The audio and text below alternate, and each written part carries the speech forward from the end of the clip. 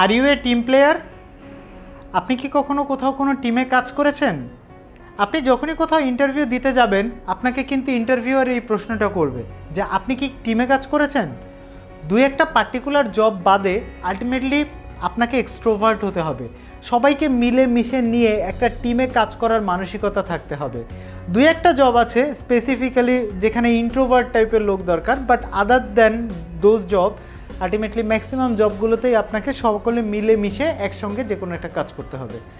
So আপনাকে যখনই প্রশ্ন করা হবে যে আপনি কি একজন টিম প্লেয়ার, আপনার উত্তরটা অবশ্যই হবে হ্যাঁ, কিন্তু এরপরেই আবার আপনাকে প্রশ্ন করবে যে আপনি কোথায় একসঙ্গে একটা টিমে কাজ করেছেন, এরকম একটা ঘটনা আমাদের সঙ্গে শেয়ার করুন। এখন আপনি যদি কিছুটা ইন্ট্রোভার্ট হয়েও থাকেন, আপনাকে এই প্রশ্নটার উত্তর আগে থেকে প্রিপারেশান নিতে হবে। হতে পারে আপনি স্কুলে থাকতে কোনো একটা কালচারাল প্রোগ্রাম অ্যারেঞ্জ করেছেন, আপনি হতে পারে কলেজে থাকতে কোনো একটা ইভেন্ট অ্যারেঞ্জ করেছেন, হতে পারে আপনি ইউনিভার্সিটিতে আসার পরে কোনো একটা র্যাগ ডের প্রোগ্রাম অ্যারেঞ্জ করেছেন। সো আপনাকে বলতে হবে যে স্কুলে থাকাকালীন সময় ওই কালচারাল প্রোগ্রামটা যে হয়েছিল ওখানে আপনার রোলস অ্যান্ড রেসপন্সিবিলিটিস কী ছিল, আপনার কাজগুলো আসলে টোটাল ইভেন্টটা ইমপ্লিমেন্টেশনে কী ধরনের ইম্প্যাক্ট ফেলেছিল।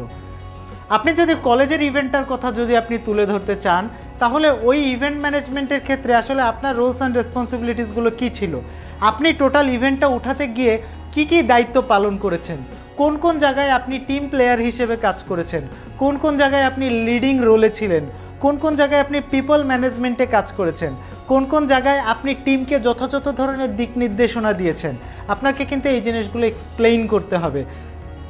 আবার আপনি যদি আপনার ইউনিভার্সিটি লাইফের কথা বলেন, যখন কিনা আপনি একটা র্যাগ ডের প্রোগ্রাম অ্যারেঞ্জ করেছিলেন, সো ওখানেই বা আপনার রোল অ্যান্ড রেসপন্সিবিলিটি কী ছিল, আপনি কী ধরনের কাজ করেছেন, টিমকে আপনি কিভাবে চালিয়েছেন, অথবা টিম মেম্বার হিসেবেই বা আপনার পুরো কাজটা উঠাতে আপনার কন্ট্রিবিউশনটা কী ছিল। সো আলটিমেটলি একজন টিম প্লেয়ার হিসেবে আপনি যে অর্গানাইজেশনেই কাজ করেন না কেন, আপনাকে টিমে কাজ করতে হবে, আপনাকে ক্রস ফাংশনাল অ্যাক্টিভিটিস বুঝতে হবে, অন্য ডিপার্টমেন্টের কাজগুলো আপনাকে বুঝতে হবে, আপনার কাজগুলো সবাইকে কিভাবে সহযোগিতা করে অর্গানাইজেশনকে এগিয়ে নিয়ে যাওয়ার ক্ষেত্রে সেটা আপনাকে বুঝতে হবে। এবং আপনাকে আপনার এই উত্তরটা আপনি যখন দিবেন, তখন আপনাকে এই জিনিসটাই ফোকাস করতে হবে যে আপনি আপনার আগের অর্গানাইজেশনগুলোতে, আপনার ইনস্টিটিউশনগুলোতে অ্যাজ এ টিম লিডার অথবা অ্যাজ এ টিম মেম্বার কীভাবে অর্গানাইজেশনকে আপনি এগিয়ে নিয়ে যেতে ভূমিকা রেখেছেন। আপনাকে প্রথমে এটা প্রশ্ন করা হবে যখন, তখন আপনি উত্তর দিবেন হ্যাঁ, আপনি একজন টিম প্লেয়ার ছিলেন এবং আপনি নিশ্চিত থাকতে পারেন। এরপরে আপনাকে অবশ্যই প্রশ্ন করা হবে যে আপনি কোনো একটা ঘটনা বা দুইটা ঘটনা শেয়ার করেন যেখানে কিনা আপনি একজন টিম প্লেয়ার ছিলেন। আপনি যদি হুট করে কোনো একটা উত্তর ওখানে দেন, তখন কিন্তু ওইটার সাপোর্টিভ উত্তর দিতে গিয়ে আপনাকে বেগ পেতে হতে পারে।